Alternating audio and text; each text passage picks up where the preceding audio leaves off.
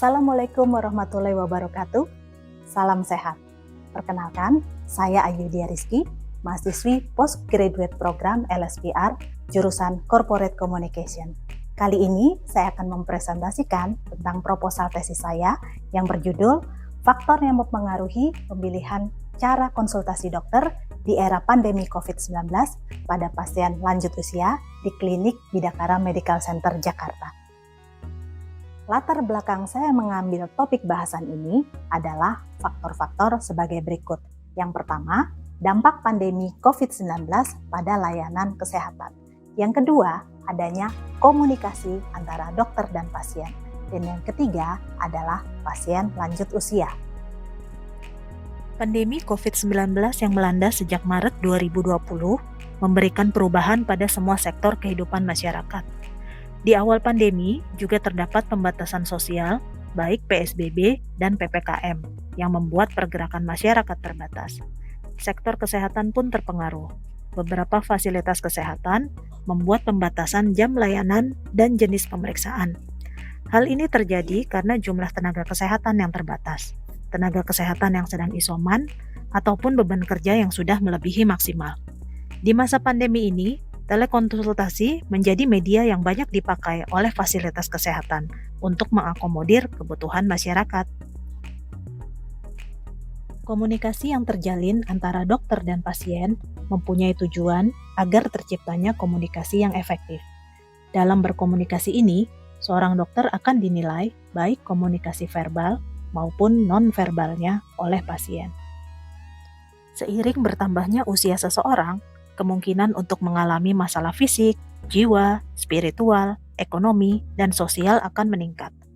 Pada pasien usia lanjut, penyakit tidak menular atau PTM seperti penyakit diabetes, hipertensi, dan juga penyakit degeneratif lainnya akan meningkat. Pada pasien usia lanjut juga dibutuhkan perhatian khusus. Untuk penyusunan tesis ini, saya akan mengambil sampel di Klinik Bidakara Medical Center Jakarta. Klinik Bidakara Medical Center adalah merupakan unit usaha dari PT Fajar Pharmatama yang merupakan anak perusahaan dari Yayasan Kesejahteraan Karyawan Bank Indonesia atau YKKBI. Klinik BIMC melayani pasien umum, asuransi, dan juga pasien captive. Adapun pasien captive-nya adalah keluarga besar Bank Indonesia yang terdiri dari pegawai aktif dan juga pensiunan. Oleh karena itu, mayoritas pasien dari Klinik Bidakara Medical Center adalah pasien pensiunan ataupun geriatri. Pada Klinik Bidakara Medical Center, selama pandemi juga melayani layanan telekonsultasi, di mana layanan telekonsultasi ini terdiri dari layanan telekonsultasi dokter spesialis yang menggunakan Zoom video dan layanan telekonsultasi dokter umum yang menggunakan chat WhatsApp.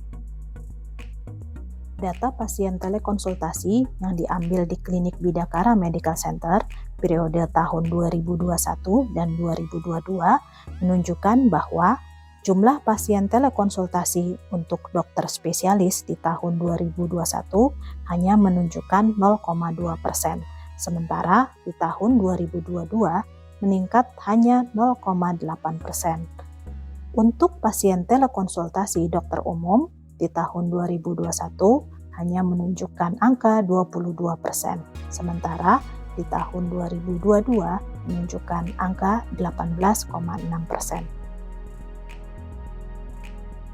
Hal inilah yang membuat saya ingin mengetahui bagaimana pengaruh pandemi COVID-19 dan cara komunikasi dokter pasien dalam penentuan pemilihan cara konsultasi dokter pada pasien lansia.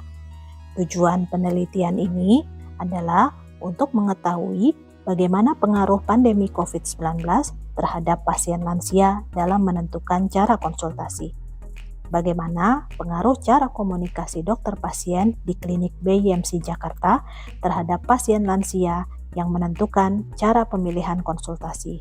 Dan apakah ada faktor lain yang membuat pasien memilih datang ke Klinik Bidakara Medical Center Jakarta dibandingkan memakai konsultasi online. Beberapa jurnal yang saya pakai sebagai literatur dalam topik tesis saya antara lain jurnal yang menggambarkan komunikasi dokter pasien ataupun peran dokter. Jurnal-jurnal itu adalah 1. Komunikasi dokter pasien berfokus pasien pada pelayanan kesehatan primer. Jurnal ini menggambarkan bahwa komunikasi dokter pasien yang berpusat pasien sangat penting di pelayanan primer untuk memberikan pelayanan kesehatan yang komprehensif. 2. Komunikasi dokter yang berpusat pada pasien di masa pandemi. Jurnal ini menggambarkan bahwa komunikasi dokter pasien di masa pandemi dapat kurang efektif karena adanya rasa takut dan khawatir. Namun hal ini dapat diminimalisir dengan komunikasi interaktif yang nyaman.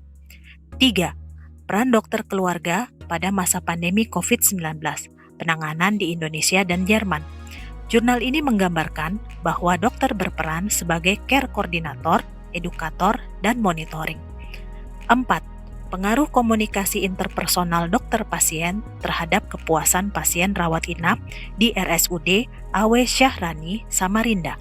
Jurnal ini menggambarkan bahwa faktor respect, empathy, audible, clarity, dan humble dari dokter berpengaruh dalam kepuasan pasien. 5.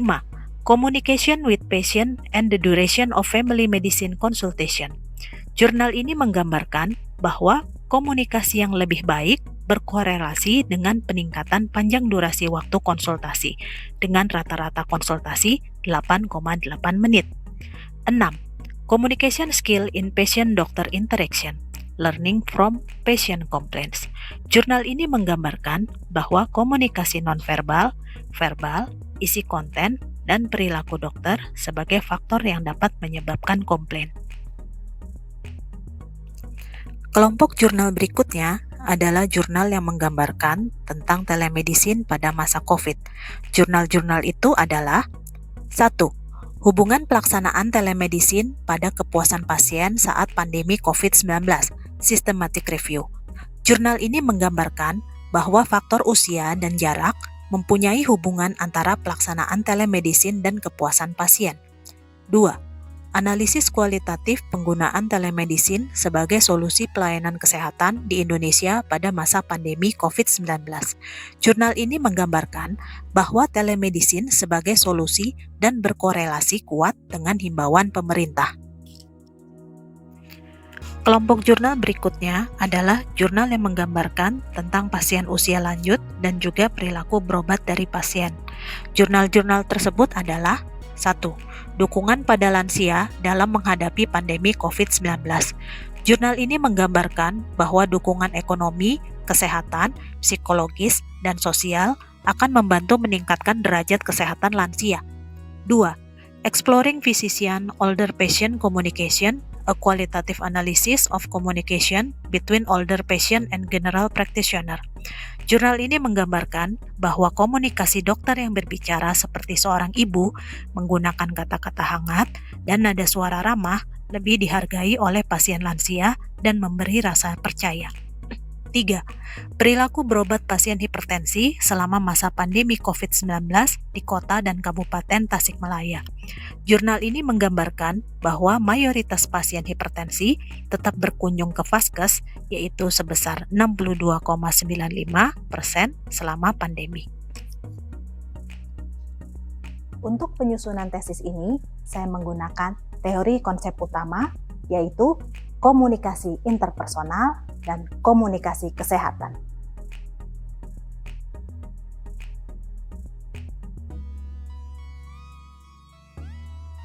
Penelitian ini akan menggunakan pendekatan konstruktivisme dan juga tradisi dari fenomenologi dan sosiofisiologikal. Penelitian ini juga akan menggunakan pendekatan kualitatif.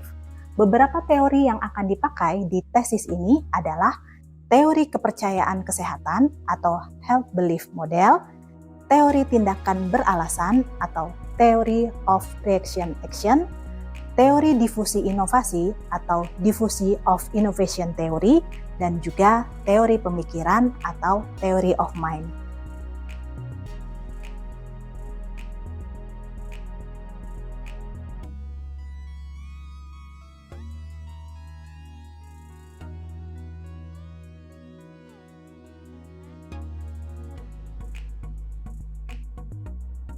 Berikut adalah daftar referensi yang saya gunakan, baik berupa buku maupun jurnal.